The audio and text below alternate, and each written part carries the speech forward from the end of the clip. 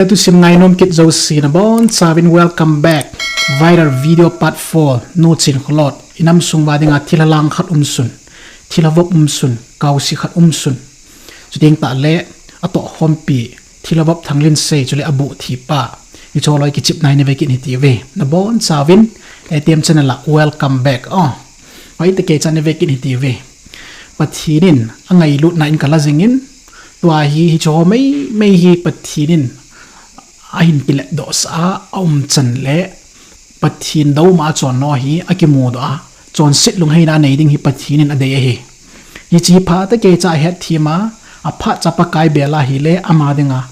dam na le hu hing na hi dinga hi ahin na sa lo hi la hi chi thila chan hi a thopia hi le so pitia ho aman tha ning nai lama he thila ke lonin azza za sayin hi chi thila pi chung chang thu ki sei hi iwet tinga hi le ema personal gain ding khana nakitong dan agelin ahin la igam sung inam sunga dinga thilabu thilang khat diabol chin kholam lima hong khat chu mo bet theipon azo sein le azo sein ho phun do chu ting ta le pathian thu ta wani pumpi inam e ho bung mi ti ho het sa sei phong ning hi ikin na zo kitong he ti avel vela ka sei in thilake lon in na pinu hi na lungsi na za bola hi le thu mo sei hi in nang ho hi zero ball na hi win ipi se no zo pachom lo denga he aki vele aki tup le aki doi chu jesu krista to ka kam chang tan ka ke ho etinu thilabu thi kha jong le lia lagau thing hetinu thilate to ki howa thila hon information api do hi jo pathian thu hetinu bible khellama denga thila tu sei khat hin jong lut no ichinu chu ki do wa he ami mala kinwi sinale ama hin a kieng ho na thu ki sei pon van pathin ado na le pathin thu do na a chon sit na ki phong do he Isaiah bung som nga lege chang khat na mi te chon sit na chu phong in lang na obem in pengin lang na onyem sa in atin la hi ya chu tu nia hi pakai kin na ki tonga in thilake lunin bolding ne het lawa shading ne het loi le pathin thu ki sei hi pha te ke chan het sin in lang chu ting ta le na pinu chon sit na le pathin do ma chon na le sum le pai nam pumpi achom na ahin khoi ve in lang za cha he in ti chu tu nia ka so pi pa ke lun ko ma pa kai mina tip na ka hin nei na hi na pinom chan hin ve hi ti ve phat ni su mang dai ta hi ti wen na pinom chan hi ve mo ngo la ya album a tho ni ka ve ta di ti ve khat ve ma sa pen ha ding in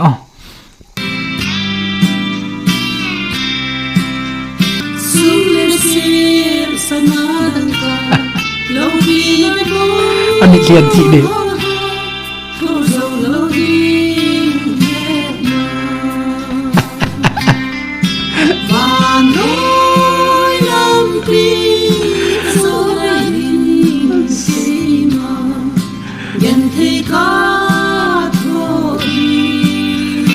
thì cái album này thôi sao là ngày ta đi sao đó cái tí cho acting mang ra đây cho ball thấy hình cho ichi inu lam rosin đây ball thấy hình cho sum le sil sana dang ka ho ibiham hol lo be tabaka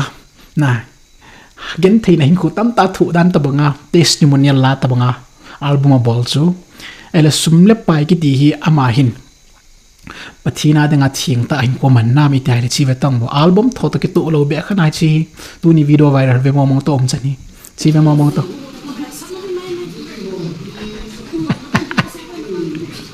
nó mua bao chi nó mua bao mù nó sao mà cái gì biết cái tao sum qua xả lạ biếng chứ sum là đã tàu bị rồi không sum qua chùa lạ thôi nhưng chứ sum là thôi thì sum là ai tiền chứ bạn nào kịp bọn mắng ra cái gì business thì cho cái số cái tiêu sum vây can là đi ngay ta bằng na hết to na đầm nai sai lâu cho ami dần họ giống ami tàu biếng đầm nai sai lâu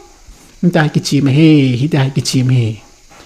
ye chun hay tại vậy tiền tại lệ oi ham pathian thu thilhamin pana trade ball business ball ki chen sana a definition just like ki moi hey pi se be du hamna om chan chu imu do wa van mi pum pin het wa hi ta bang mi hi ti chu ki chen ta het wa hi le i ho dinga hi chu apha pe nei jing sei tam ding zong pon kin ka sei sa nga zong het chin zong an hi oi chi chinum chan hi ta ka mu lai ta in ka lunggela pathin thui chiung ki lang ga sim ta ding ka ting First Timothy bungup chang thuma pan in sim ka ting hi ti ho thu hi hilin lang til khowin mi khat to thuil chom dang hiloma ipaka Jesu Krista thu pha ki chi le pathin ngai sana thuila chu lunglhaya lungai lo hi le ama chu aki choi sangin awai thozin imacha hezi po he ta sangin kinil na thu nil kalna hi avaizin hi akon jing ki thang sit kina ki sei sit to ki gin mo nil hat asu ze di chu igam sung pom piwa kinil ki gin mo na hitabang ang sun hoi pi am thilanam kim hin ko lut no thuta a het lo je pathin ngai sa na nei lo na je le ama chang aki choi sang na lama kitabang hi gam sung wa hong lut na chu teng ta le thuil chom dang ati chu na thuil chom dang hin pulut no thila tu sei do si hin pulut na pathin thu da na e hin sei pi no hi chunu chun hitabang thu a hin pu lu ya chu to a kinil kina ki bau ki ti chu e hodinga bule mele mal chime tamang hita chu ni sia dinga na i choi cho ele changa na ji simaile chu tabang mi holung chu sisu zia hin thuta nei lo hi win pathin ngai sa na hi sumlam phat chum nan angai tu ve na thuta nei lo thuta ki ti chu ipiha pathin thu hi cho hi tabang thuta chu nei lo ji a chu a bon sa ana to athil bor ro si chu sumlam phat chum na jinga angai tu ta cho sumnim pita sum hai cha sum ati yeng cho namu wam ji chu he kausinam kim hin jong lu na thilanam kim hin jong lu na thila doctrine le thila kulpi hin phut do no chan chi chu he ai le chlai mu na he vetiu chi video ai ve mo mong tiu chi ga ve ti ve GMF dia hi kana tongo win na je 2014 also an ki phut do hin ji ministry ko it's as ki hosong a founder member chu ka hi we ai la ji tu ka ha se nom be lo in zong le se de ding in ngai to as a founder member ka hin chung chu na chu sina chu chairman secretary treasurer ta zong part follow chu ka ki ho mo na chla chu ki yang so secretary kana pa na hi cha chu pathina chu tang kita ta ti tang te ki tup ta chairman secretary treasurer id dor bang ta chu systematic ta kana chi ho hi sa democracy oi ta ngai to sim khulam chan character ro si a hi ro sium ki lang chin sat ni ki tup ta ki vai po na ho hi id bang ta ichi sa di wa hi simlapai income expense hozong phata maintain board yu phata chi sa ading ti pa chu hi chu kana lung tu pen le kana chi pi kha chu a hi ti chu pha chu phaleni kho chu ang chi a hi le anu ma mai na bulanga chuna in za chung chumi ti jam khang to ke jam bible college chu khang lu tan kon sa ima hozong ka hin mangwin ai ne 2018 as kana dal hai tai na che ministry aji chu epi ham lungyal pa chu ei man I de nam pa chong ki bang ta pon na chi so democracy a ki che pa ki tup ta chairman secretary BBA ki tup ta to ring ti pa chong ki lem thei ta pon adi ta sei ding so na dictatorship da na hon pha na so he khono ta sama na za no boi do pichana kana ngai se ve to thil adi lo bo na se la wa thu chu min na adi na le che adi na pa jo koi man complain bo thilo de sa chu ka ministry ka burden atile Aison pathina to na chui bon cha pathin engan sin out na ki tong hin na ka ministry ka burden ati phana cha on na ministry na man ki botan tia acham lama se na na ministry le nang man ki botan ta cha ko na 2018 na ko na so kan che ta lo hi na he chu ga ki se sa ka tong khom ta bo na 2018 mo mo na to ta ti che na yo khat dai ga se sa de ke het na wan so kon sa ho du dan na bol fa mi zoro ma ko na disability son na pui do wa kon sa na bol cha na mi tim ta ho e chu na ki man cha na wa hi financial problem lang a nong ki bui pa dan kam mu na a ha ga thu lang wa hi ding ka ning cha pot isu a hi ha ma hi lo ham sum hing is hi le I think ta se hi na hi secretary ka hi na hi chi a hi na jo si sial mang na de nga hi ama hi na jo si a chon si na phong lo si suma miang o kit na oi ta ki ngai to kau singol ho lei tu la mingol ho oi ta ki ngai to men na pi nu om hit ta bangai min hin khu chung chang thu vanui gam langin a samai le ipi ka him ti ki khol ngai cho banga hi tanang kam si na lunggel ji chang nei lo hi lai ngol the thwana panwa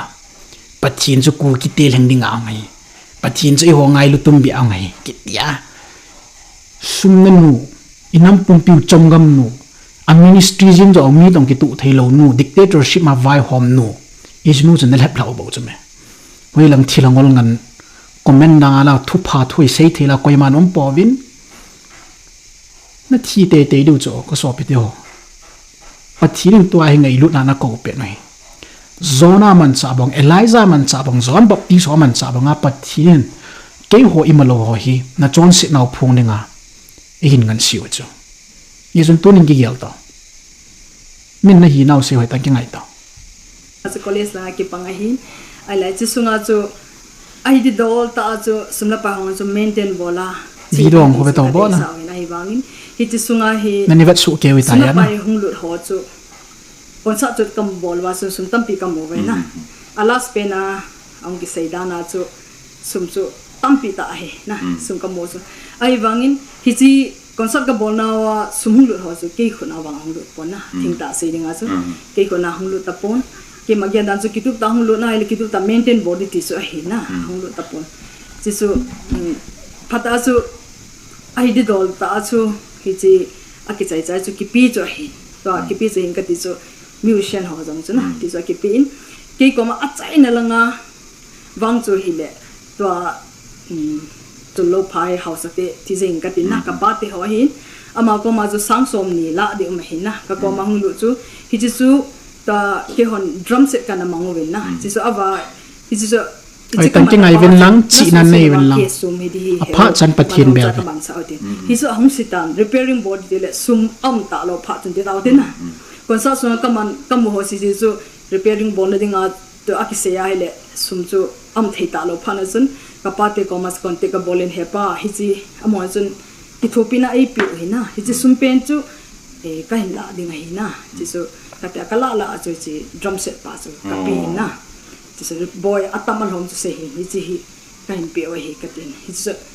asum chu somni hin somlanga sa ma ka pin camera pa sanga ka pi na lilim ka he khelo le naw su lilim somlanga sa ka hop kan pin chi chu he ki paum he chi lai platform ma he chi su na ki su thap thina pa chana azo le min da ani chi lai ka de ka ti ho min ane jing pa chu ke nong kan he pi tim la kan do chi mo ne na ke se thap ki paum le eng ole e ji em de ai to na ki connection now che chan che hin namuwa atila bula pa na abui naw chu sum hi pe tua long sum hi pe kin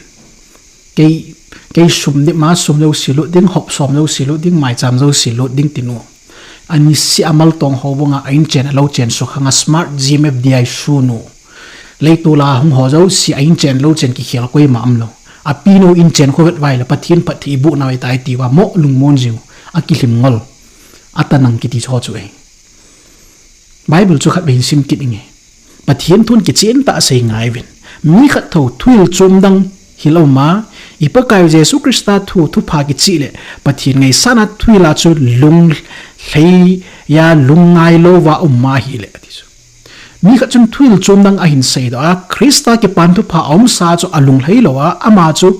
aki choi sanga ai ama ita bang mi ho aki choi sang jin a hoi tho jin ima chala a hezi po ipi sei da ima cha hezi po pathin thu he na nei po ti nai he ta sangin kinil na thu nil kal na hi a vei je ti chu atu se ala sa do si mingil kalna muntingan su bu lo na ti chui chula tu la ya mi tam ta ki chou do na tu a chalai muna inu zo hong pau do lo na cho je chui chula mingil kal hat nu mi hin khu sei thanga zo thanga nam sit thana a su min sit thei chana su min sit thei ding gela ama min phayo si a chon sit na phung lo si chu kaw si he thila he tinu hi chi ta banga ki chim no kaw si business ball no chen mi kam van mi gam lang a ki phin ba chi a chu tu na chalai muna inu zo hong peng do chuna ya chi ta bang mi ho chu alung thimu si su zia thuta nei lo hi vin pathin ngei sa na chu sumlam phat chom na angai tu ji ve hi chu ki chen ta gmfdi ki ti chun hi chi ki chen ta so buli nei moin kum thum kum li kom ta wen pathin ti lo hi chen ngei ge ki zo de ma ti wa ki su ngoi kum thum kun li chani sim to azo phali ti ka gmf dai choi lang gem nan mu lo diu ani ve to nga khin khen men lang na ki bum naw hi pathin na lung sit je wa na mo vet vet ba ngai lut na na ko jing mai ki pa min chlai mu nai no jong thua hin sei do chu hi ta bangai thu sei do ding nei mi tam ta sei ngam lo na jing na live in sei jing win ki ti hi ta bang program hin gon pi ulun uhal khulun ama chunga yong ki pa thui sei win chun no media ulun hi kan yau lai wa ko na hung cheng khom pe le ipia hong ki sasa to pe jing ka hi win black and white tv bo se anum lai ta cho am ho in hi azang tu le la saktiman ho junior ji ho wedding a sunday school ki khen jong nga zo lo hila kanidal su ji wa hi ye chama jong khang to jing in pathiam phathe bu in tin ama ko ma sei no ma ni sei jing ben lang ke ko ma sei no ma sei jing ben ye chi thilapi inam pum pi wa da thilha khat sun ye chi nu chani ha phunai phun jing diu he ka ki pa e